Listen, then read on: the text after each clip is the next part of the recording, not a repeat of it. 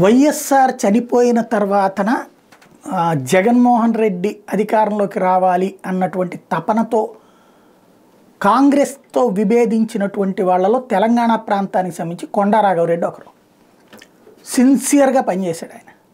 తర్వాతన జగన్ 2014 తర్వాతన అక్కడి నుంచి వదిలేసేయడంతో అటు ఇటు కాకుండా అయిపోయిన వాళ్ళు ఆయన ఒకడు. ఏ పార్టీకి వెళ్ళలేక, వైఎస్ కుటుంబం మీద ఉన్నటువంటి ప్రేమని చంపుకోలేక ఊగిపోయాడు. తర్వాత కాలంలో ఆ కొండా రాఘవరెడ్డికి ఒక ఊర్పునిచ్చినటువంటిది షర్మిల వైఎస్ఆర్ టీపీని అనౌన్స్ చేయడం. దాంతో షర్మిల దగ్గరికి మొట్టమొదటి వెళ్ళిన వాళ్ళలో గట్టు రామచంద్రరావు, కొండా రాఘవరెడ్డి, ఆమె కూడా వాళ్ళని పిలుచుకుని మాట్లాడింది.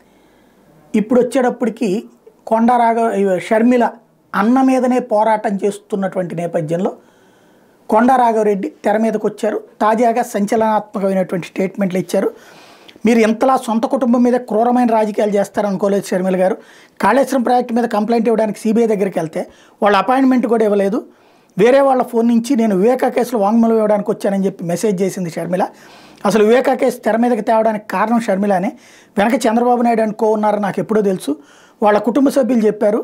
వీళ్ళకు మైన్స్ విషయంలో జగన్ గారు హెల్ప్ చేయడం లేదని చెప్పి వివేకా కేసు తెర మీదకి తీసుకొచ్చిందే షర్మిల.